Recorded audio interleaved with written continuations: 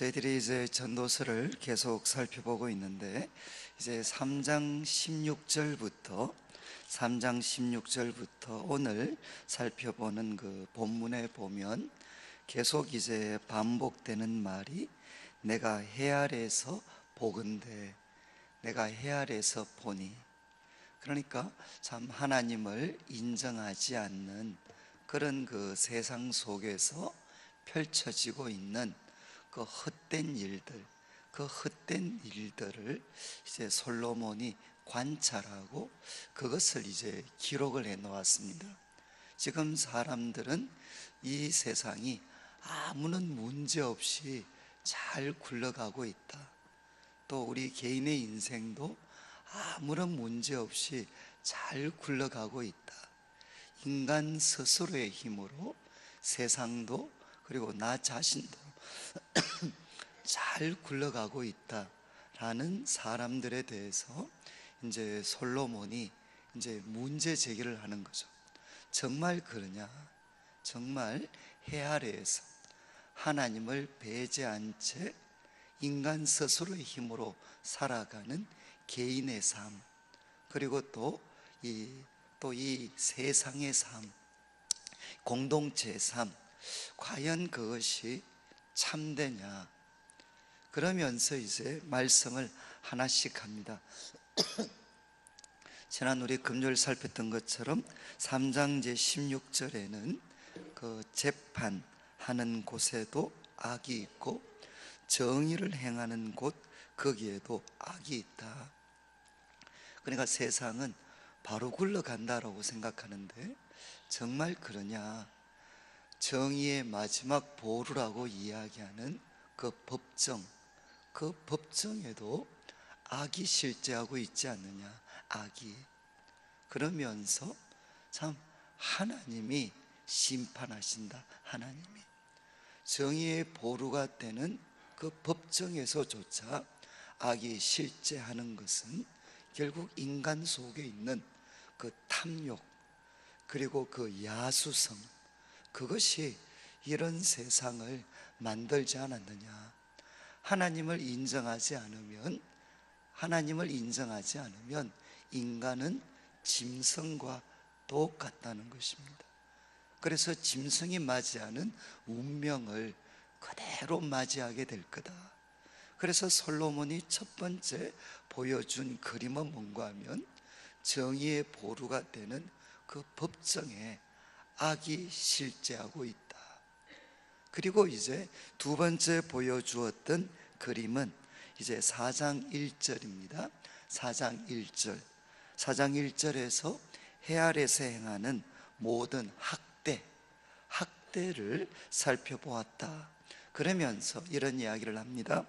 학대 받는 자들의 눈물이다. 참 이 세상에는 때로는 가정에서 또 사회에서 학대받는 자들이 너무너무 많습니다. 그런 학대받는 자들의 그 눈물.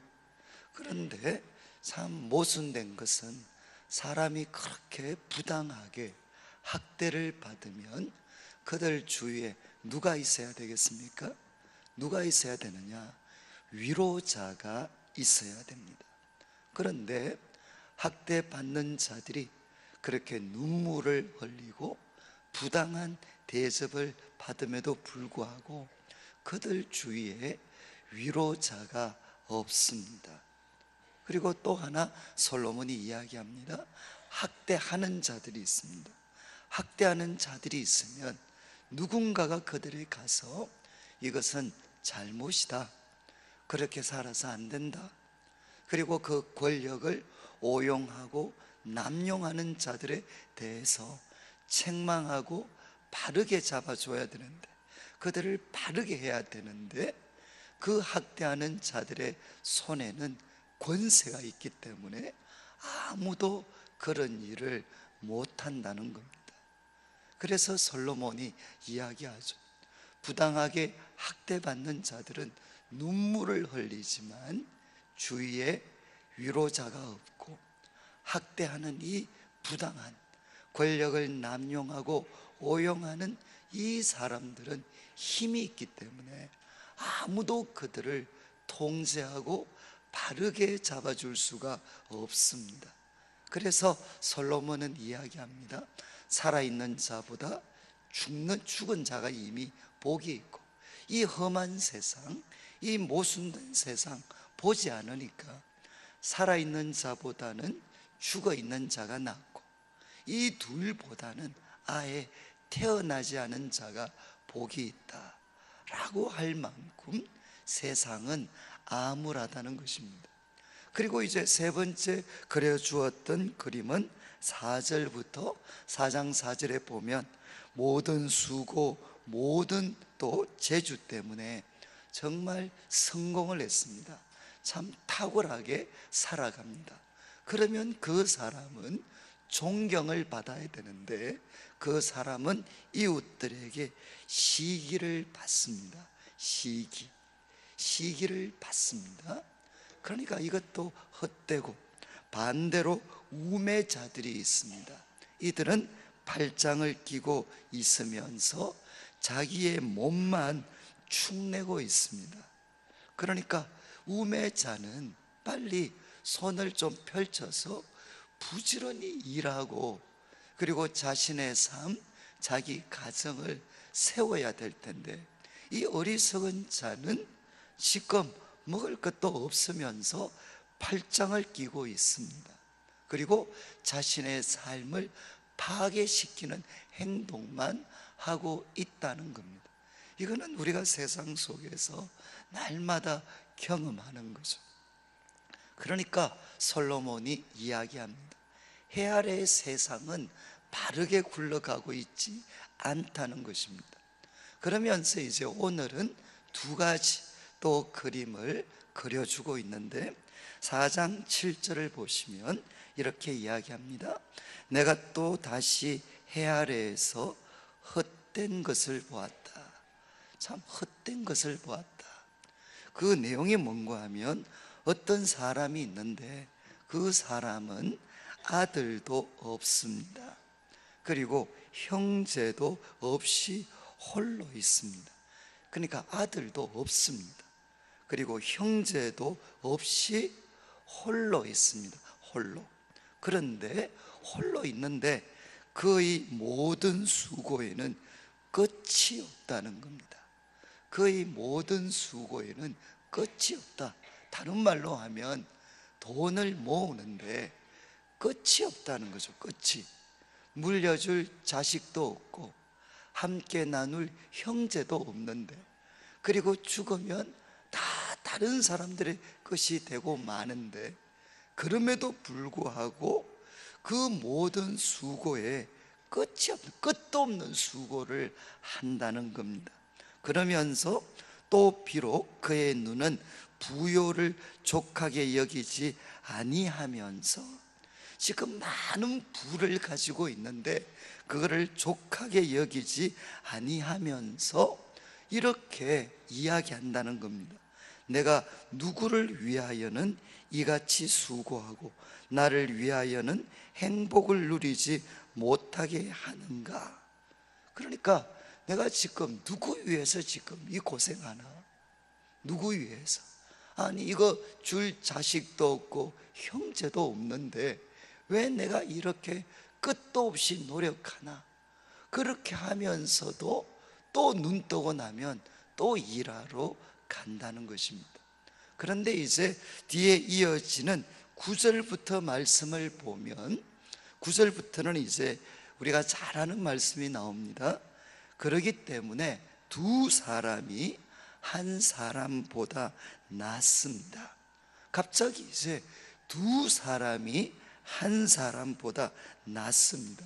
그래서 12절까지는 두 사람이 한 사람보다 낫다는 것을 솔로몬이 계속해서 강조하고 있습니다. 그러면 결국 이 이어지는 말씀을 통해서 보면, 지금 여기 8절에 나온 이 사람은 어떤 사람이겠습니까? 어떤 사람이겠습니까? 결국은 성공을 위해서, 그리고 돈을 위해서 가족도 형제도 좀 극단적으로 말씀드리면 내팽겨친 사람입니다. 자신이 부자가 되고 성공하기 위해서 소위 가족도 다 내팽겨치고 주위의 친구들도 다 내팽겨치고 돈과 성공을 위해서 거기에만 소위 올인하다가 이제는 혼자가 돼버린 사람입니다. 이해하시겠습니까? 그렇게 해야만 뒤에부터 9절부터 나오는 두 사람에 대한 교훈이 의미가 있는 거죠. 이것이 만약에 자연적인 것이라면 결혼했는데 혼자가 됐다거나 아니면 독신이라거나 이것이 자연적인 것이라면 두 사람에 대한 교훈이 이어질 필요가 없습니다. 그런데 뒤에 나오는 두 사람에 대한 교훈을 통해서 봤을 때 지금 이 사람이 형제도 없고 아들도 없다는 것은 결국 돈과 성공을 위해서 이들을 외면해 버린 것입니다. 포기해 버린 사람들입니다. 그렇기 때문에 이제 솔로몬이 두 사람에 대한 교훈을 줍니다. 9절 말씀, 두 사람이 한 사람보다 낫습니다. 정말 우리 옆에 한 사람이 있으면 가족이나 또 사랑하는 친구들이나 이런 사람들이 있으면 귀찮을 것 같지만 두 사람이 한 사람보다 낫습니다. 왜? 그들이 수고함으로 먼저는 좋은 상을 얻을 수가 있습니다. 두 사람이 같이 수고해서 먼저는 좋은 상, 결과가 좋습니다. 그리고 이제 10절에 혹시 그들이 넘어지면 하나가 그 동물을 붙들어 일으킬 수가 있습니다. 그러니까 제가 가끔 말씀드렸던 것처럼 어떤 사람도 한평생 살면서 넘어지지 않고 항상 영원히 성성장구하고 일어서서 갈 수 있는 사람은 없습니다. 언제 오느냐 차이가 있지, 사람은 우리가 열심히 달려가다 보면, 걸어가다 보면 우리도 넘어질 때가 있습니다. 그런데 솔로몬은 이야기합니다. 10절 후반부 보시면 홀로 있어 넘어지고 붙들어 일으킬 자가 없는 자에게는, 지금 홀로 있어서 넘어졌을 때 주위에서 붙들어 일으킬 자가 없는 자에게는 뭐라고 했죠? 화가 있으리라. 제가 이제 아마 기회 있을 때마다 말씀을 드렸는데, 넘어지는 것이 화가 있는 게 아닙니다. 우리가 앞에서도 말씀드렸듯이 어떻게 한 번도 안 넘어지고 살아갈 수가 있겠습니까? 그런데 누가 화가 있느냐? 넘어졌을 때 주위에 일으켜줄 자가 없는 사람, 그 사람이 화가 있습니다. 그래서 두 사람이 한 사람보다 나은 것은 먼저는 좋은 상을 얻을 수 있고, 그리고 두 사람이 나은 것은 한 사람이 넘어졌을 때 일으켜줄 자가 있기 때문입니다. 다른 말로 하면 다시금 시작할 수 있도록 도와줄 사람이 있습니다. 그리고 이제 11절, 또 두 사람이 함께 누우면 따뜻하거니와 한 사람이면 어찌 따뜻하겠느냐. 여러분, 사람은 그냥 돈과 성공 가지고만 살 수 있는 사람이 아닙니다. 사람은 어떻게 살아야 되느냐? 따뜻해야 됩니다. 따뜻해야 돼. 그래서 이야기하죠. 제가 이번에 우리 연세 드신 목사님들 모시고 한번 가보니까 그런 이야기 많이 하시더구만요. 노년이 되면 체온이 정말 중요하다. 체온이. 그래서 우리가 노년이 되었을 때, 부부가 되면 그냥 혼자 있는 사람보다 그분 말씀으로는 1도가 체온이 높대. 1도가. 이해하시겠어요? 혼자 있는 사람은 둘이 부부가 있는 것보다 체온이 1도 정도가 낮고 온도 낮은 게 만병의 근원이랬거든. 그러니까 이 같이 붙어 있는다는 것 자체만 해도 그만큼 체온이 따뜻할 수가 있는 거죠. 이거는 뭐 그냥 육체적인 것뿐만 아니라 사람은 이 험한 세상을 살아갈 때 무엇이 있어야 되느냐? 따뜻함이 필요합니다. 따뜻함. 그래서 솔로몬이 이야기합니다. 두 사람은 있으면 함께 누우면 따뜻합니다. 그리고 한 사람이면 어찌 따뜻하겠습니까? 그리고 이제 12절, 한 사람이면 패하겠거니와 두 사람이면 맞설 수가 있습니다. 그리고 세 겹줄은 쉽게 끊어지지 않습니다. 그러니까 두 사람이 낳은 이유가 뭐냐? 한 사람은 피할 수 있지만 그러나 두 사람이면 맞설 수가 있고, 그리고 세 겹줄은 쉽게 끊어지지 않습니다. 그러니까 솔로몬이 이 전도서에서 생각보다 길게 무엇에 대해서 강조하느냐? 두 사람이 한 사람보다 낫다는 것입니다. 사랑하는 성도님들, 이 말씀이 우리에게 주는 교훈이 무엇이겠습니까? 두 사람이 한 사람보다 낫습니다. 믿으십니까? 두 사람이 꼭 기억하셔야 돼요. 한 사람보다 낫습니다. 마음에 어떤 생각이 드시죠? 성공과 돈 때문에 가족을 희생시키면 안 됩니다. 꼭 기억하셔야 돼요. 정말 우리 한국 사회가 이 성공과 돈에 완전히 그냥 사로잡혀서 돈이면 그냥 가족도 자녀도 다 내팽개칠 수 있는 그런 어떤 세상으로 갑니다. 여러분, 성공 때문에 가족 관계를 희생시키면 안 된다는 겁니다. 지금 8절에 나타난 인물은 바로 이런 사람이었죠. 성공과 돈 때문에 주위에 아무도 없습니다. 성공만을 향해 달려갔기 때문에 주위에는 아들도 없고 형제도 없습니다. 이 사람은 어떤 사람이냐? 성공한 것 같지만 가장 불쌍한 사람이라는 겁니다. 여기에서 더 나아가서 우리가 육체적인 가족들뿐만 아니라 영적인 가족들의 도움이 정말 중요합니다. 저는 우리 성도님들께서 우리 교회 공동체 속에서 우리가 주 안에서 한 가족이라고 하잖아요. 그래서 교회에서 우리가 영적인 삼겹줄을 우리가 세겹줄로 우리들의 삶을 지켜줄 수 있어야 됩니다. 지켜줄 수.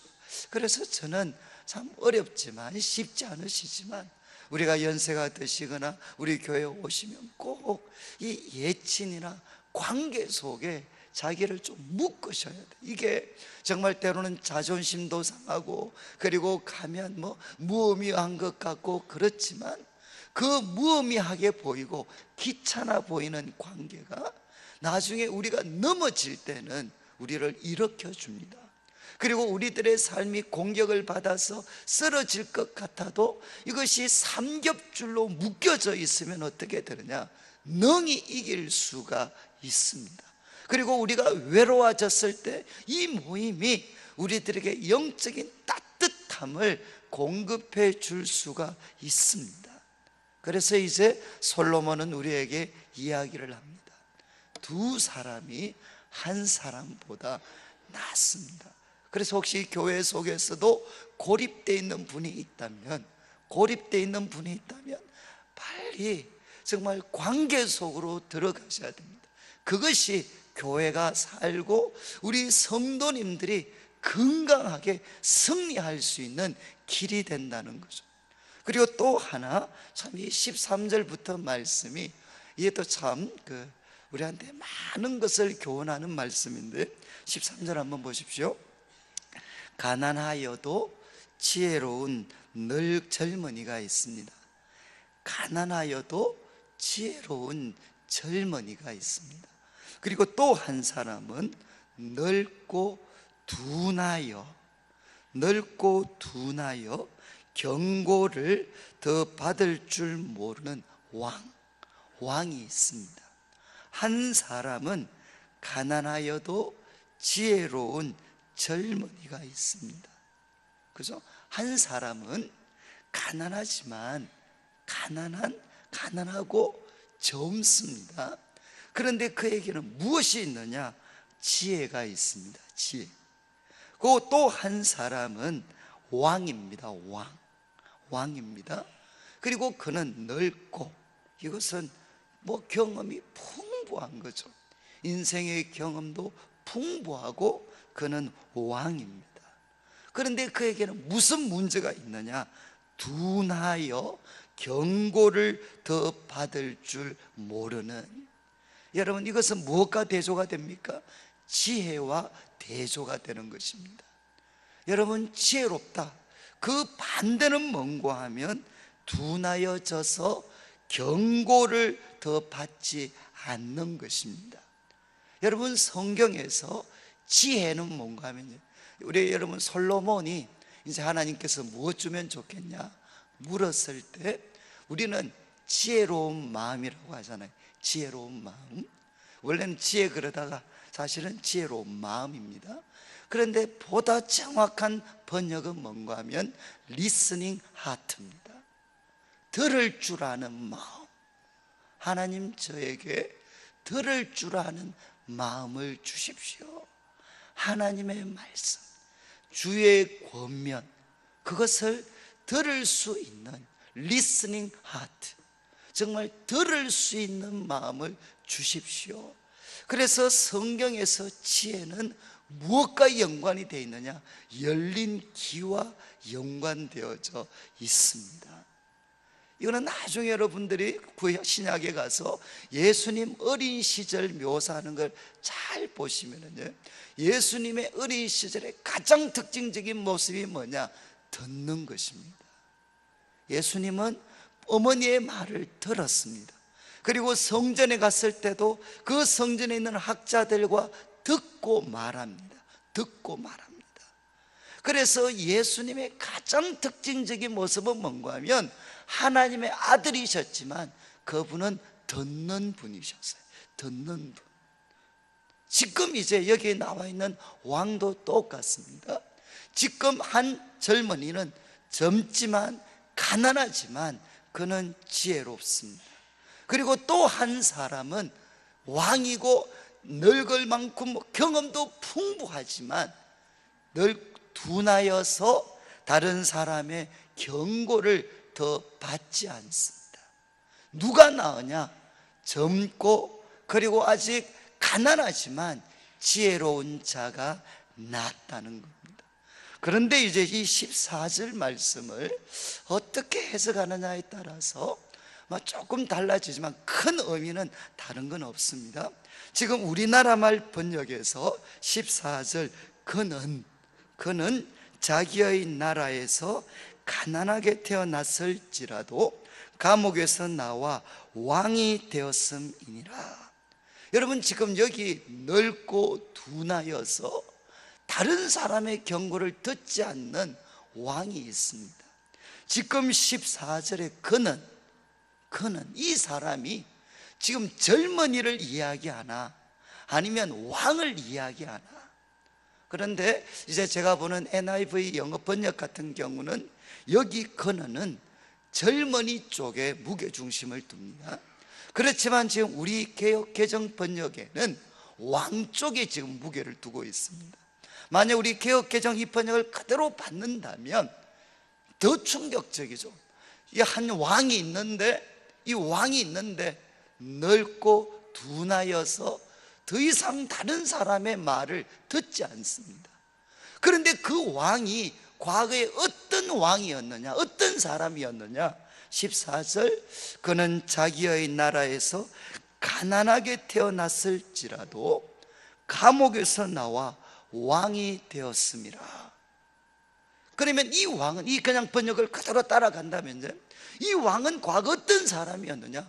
마치 요셉 같은 사람이었다는 거죠. 요셉, 자기 나라에서 가난하게 태어나서 감옥에서 나와 왕이 되었다. 그러니까 입지전적인 인물이었다. 가난한 배경, 그리고 감옥에까지 있다가 그가 왕이 된 사람이라는 것. 이런 입지전적인 인물이 지금 뭐가 돼 있느냐? 넓고 둔하여 경고를 받지 못하는 그런 왕으로 전락되어져 있다는 겁니다. 그래서 15절 내가 본즉 해 아래에서 다니는 인생들이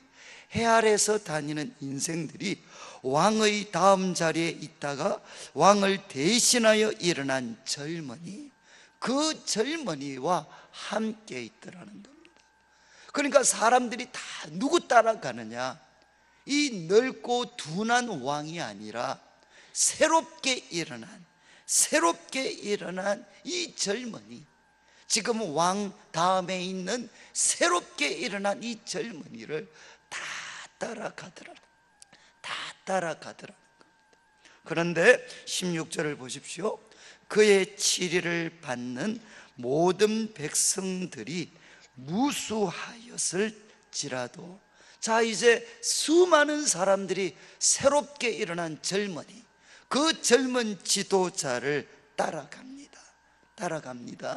그런데 16절 후반부를 보시면 그렇다 하더라도 후에 오는 자들은, 후에 또 세월이 지나서 후에 오는 자들은 그를 기뻐하지 아니하리니. 이해하시겠습니까? 후에 또 세월이 지나고 나면 후에 오는 자들은 지금 수많은 사람들이 환호성을 지르면서 따르고 있는 그 지도자를 기뻐하지 아니할 거다. 이해하시겠습니까? 그래서 이것도 헛되어 바람을 잡는 것이라는 겁니다. 사랑하는 성도님들, 13절부터 16절까지 나오는 말씀에 솔로몬이 그린 그림은 뭐죠? 그림은 결국 똑같습니다. 14절을 젊은이에게 해당시키거나, 아니면 제가 지금 그냥 우리 개역개정에서 하는 것처럼 기존의 왕, 이 넓고 둔한 왕에게 적용을 시키거나, 내용은 똑같아요. 결국 뭐죠? 한 젊은이가 젊은 시절의 영웅이었습니다. 영웅. 수많은 사람들이 그를 따라올 만큼 어쩌면 입지전적인 인물, 가난했지만 옥에 갇혀 있었지만 거기서 나와서 왕이 된 입지전적인 인물입니다. 그런데 결국 이 인물도 무엇을 이기지 못했느냐? 세월을 이기지 못한다는 겁니다. 세월을 이기지 못하고 결국 어떻게 되죠? 그 지혜로웠던 젊은이가 어느 순간 세월이 지나면 넓고 둔하여 경고를 더 받지 못하는 그런 사람으로 전락되어지고, 그리고 사람들로부터 철저히 외면당하는 일들이 일어난다는 것입니다. 저는 이제 이 말씀을 보면서, 제가 앞에서 말씀드렸죠, 이것은 해 아래에서 바라보면 이 세상은 암울합니다.